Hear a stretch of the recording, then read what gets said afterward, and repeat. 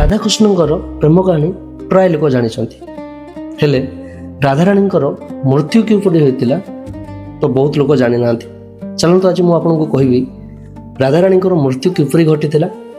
ଯଦି ଭିଡ଼ିଓଟି ଭଲ ଲାଗିବ ନିଶ୍ଚିତ ଲାଇକ୍ କରିକି ଯିବେ। ରାଧାରାଣୀଙ୍କର ଯେତେବେଳେ ଶେଷ ସମୟ ଆସିଗଲା ସେତେବେଳେ ସେ ଶ୍ରୀକୃଷ୍ଣଙ୍କୁ ଭେଟିବା ପାଇଁ ଗଲେ। ଶ୍ରୀକୃଷ୍ଣ ରାଧାରାଣୀଙ୍କୁ ପଚାରିଲେ, ତୁମର ଶେଷ ଇଚ୍ଛା କ'ଣ? ରାଧା କହିଲେ କି ତୁମେ ବଂଶୀ ବଜାଅ, ମୁଁ ତୁମର ବଂଶୀ ସ୍ୱର ଶୁଣିବା ପାଇଁ ଚାହୁଁଛି। ଶ୍ରୀକୃଷ୍ଣ ବଂଶୀ ବଜାଇବା ଷ୍ଟାର୍ଟ କଲେ।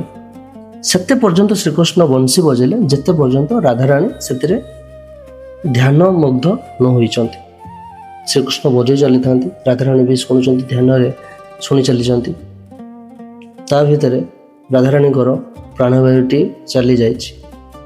ସେଠୁ ମନାଯାଏ ଯେ ରାଧାରାଣୀଙ୍କର ଆତ୍ମା ଯାଇ ପରମାତ୍ମାଙ୍କ ସହିତ ଲୀନ ହୋଇଯାଇଥିଲା।